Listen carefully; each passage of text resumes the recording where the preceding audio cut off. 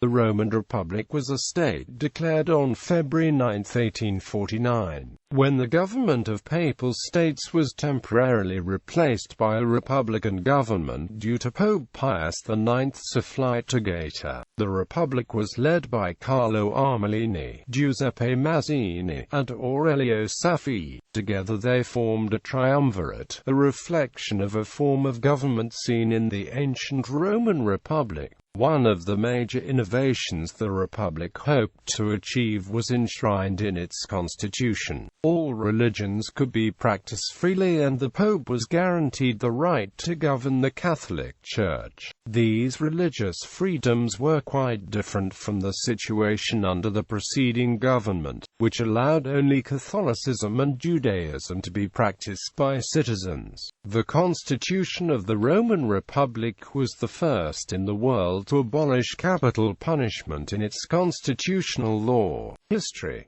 Birth of the Republic. On November 15, 1848, Pellegrino Rossi, the Minister of Justice of the papal government, was assassinated. The following day, the liberals of Rome filled the streets, where various groups demanded a democratic government, social reforms and a declaration of war against the Empire of Austria. On the night of November 24, Pope Pius IX left Rome disguised as an ordinary priest and went out of the state to Gaeta, a fortress in the Kingdom of the Two Sicilies. Before leaving he had allowed the formation of a government led by Archbishop Carlo Emanuele Mazzarelli, to whom he wrote the note before leaving: "We entrust to your known prudence and honesty to inform the minister Gaeta," engaging him with all the other ministers not only to defend the palaces but especially the persons near you that did not know our decision, because not only you and your family are dear to our heart, we repeat they did not know our thinking, but much more we recommend to those sirs tranquility and order of the whole city. The government issued some liberal reforms which Pius IX rejected, and when securely established in Gaeta he designed a new government. A delegation was created by the High Council established by the Pope and the Mayor of Rome, and sent to reassure the Pope and ask him to come back as soon as possible. This delegation was composed of the Mayor himself, Prince Tommaso Corsini, 3 priests, Rezzi, Myrtle and Origi, Marchese Paolucci de Calbulli, Dr. Fusconi and lawyer Rossi.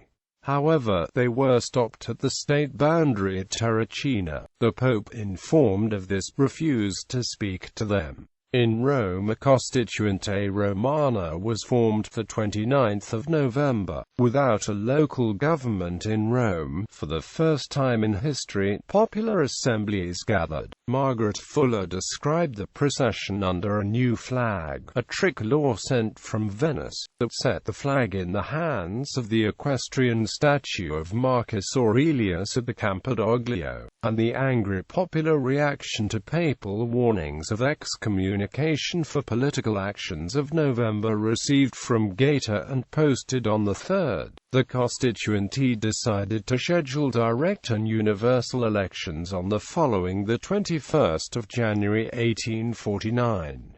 Since the Pope had forbidden Catholics to vote at those elections, the resulting Constitutional Assembly had a republican inclination. In each and every part of the Papal States more than 50% of the potential voters went to the polls. The voters were not asked to express themselves on the parties but to vote for individuals. The lawyer Francesco Sterbanetti, who had led the Council of the Deputies, received the most votes, followed by Carlo Armellini, the physician Pietro Sterbini, Monsignor Mazzarelli, in whose hands Pius had left the city, and Carlo Luciano Bonaparte, Prince of Canino. The aristocracy was represented with a prince, 6 marquises, 15 counts and 3 other nobles. The new assembly was dominated by the bourgeoisie, the affluent professionals and employees. It included 27 donors, a banker, 53 jurists and lawyers, 6 graduates, 12 professors, 2 writers, 21 doctors, 1 pharmacist, 6 engineers, 5 employees, 2 merchants, 19 military officers, 1 prior and 1 monsignore. On February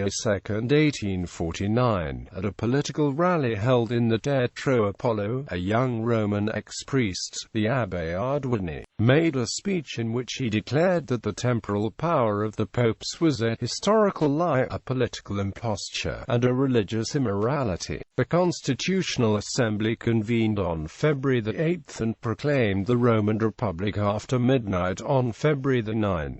According to Jasper Ridley, when the name of Carlo Luciano Bonaparte, who was a member for Viterbo, was called, he replied to the roll call by calling out, "Long live the Republic!"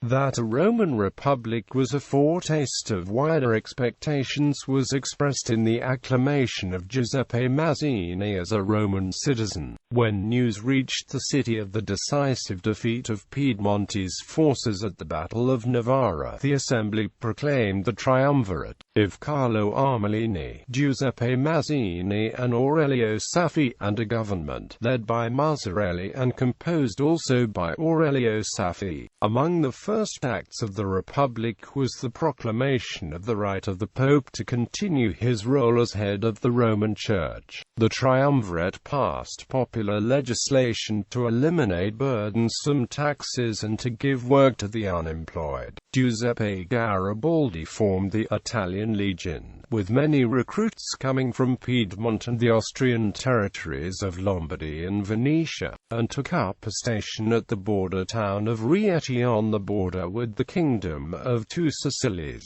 There the legion rose to about 1,000 and gained discipline and organization. The Pope asked for military help from Catholic countries.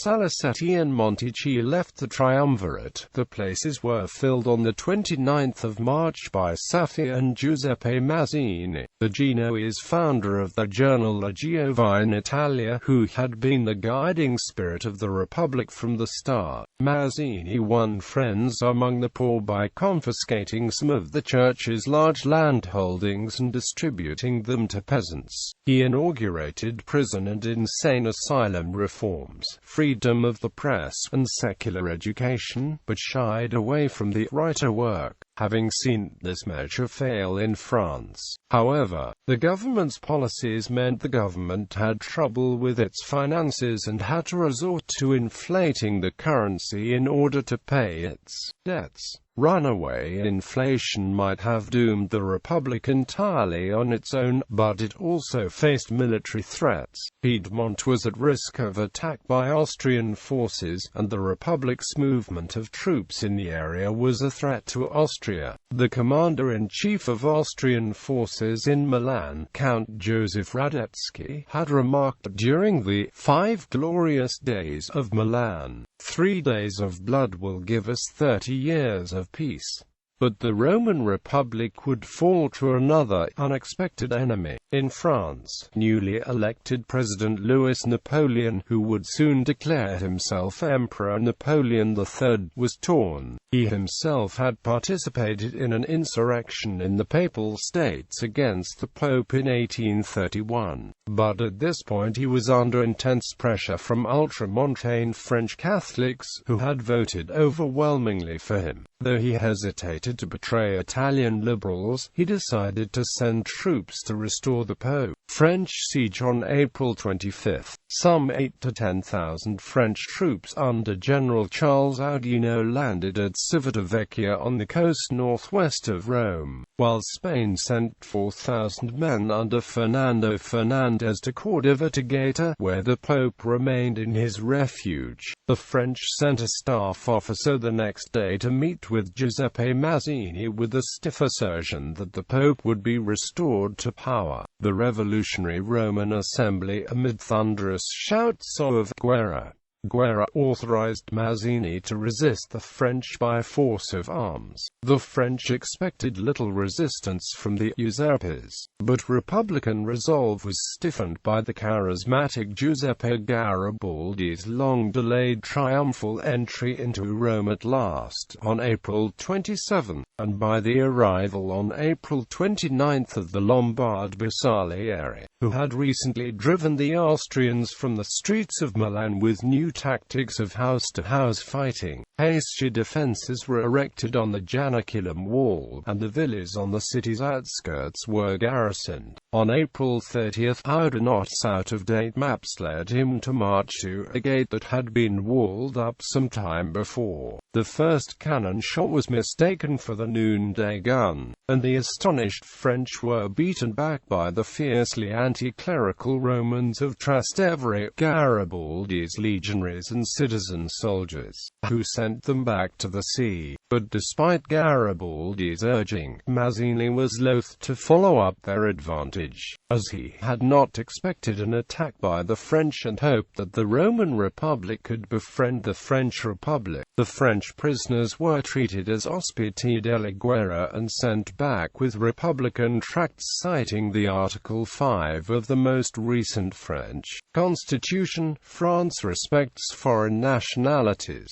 Her might will never be employed against the liberty of any people. As a result, Oudinot was able to regroup and await reinforcements. Time proved to be on his side, and Mazzini's attempt at diplomacy proved fatal to the Roman Republic. A letter from Louis Napoleon encouraged Oudinot and assured him of French reinforcements. The French government sent Ferdinand de Lesseps to negotiate a more formal ceasefire. Neapolitan troops sympathetic to the papacy entered Roman Republic territory, and de Lesseps suggested that Oudinot's forces in their current position might protect the city from the converging approach of an Austrian army. With the Neapolitan force, the Roman triumvirate agreed. Many Italians from outside the Papal States went to Rome to fight for the Republic. Among them was Goffredo Mameli, who had tried to form a common state joining Roman Republic and Tuscany, and who died of a wound suffered in the defense of Rome. The siege began in earnest on June 1, and despite the resistance of the Republican army, led by Garibaldi, the French prevailed on June 29.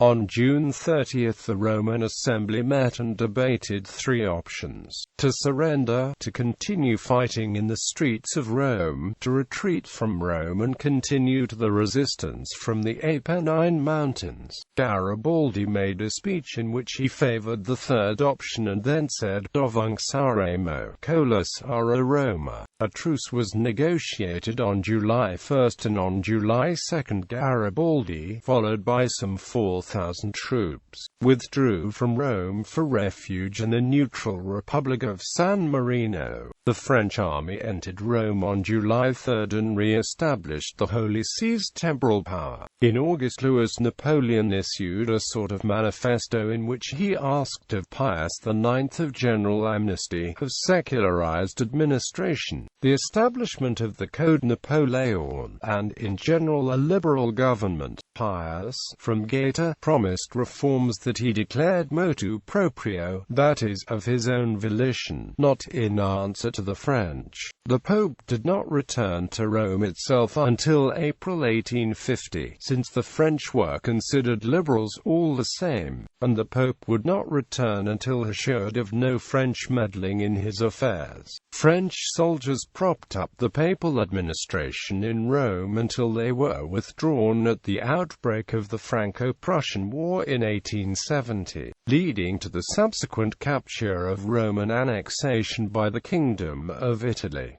According to Raffaele de Cesare, the Roman question was the stone tied to Napoleon's feet that dragged him into the abyss. He never forgot, even in August 1870, a month before Sedan, that he was a sovereign of a Catholic country, that he had been made emperor, and was supported by the votes of the conservatives and the influence of the clergy, and that it was his supreme duty not to abandon the pontiff. For 20 years Napoleon III had been the true sovereign of Rome, where he had many friends and relations. Without him the temporal power would never have been reconstituted, nor, being reconstituted, would have endured. Quote, in popular culture, in 1949 an Italian film, Cavalcade of Heroes, was made to commemorate the 100th anniversary of the Republic, although it was not released until the following year. It was directed by Mario Costa and starred Carla Del Poggio and Cesare Danova. Arthur Hugh Clough's long poem Amours de Voyage takes place during the siege of Rome, with one character describing the fighting in letters to his friend. Follow My Black Plume is a juvenile historical novel by Geoffrey Trees set during the Republic, based on Trevelyan's account.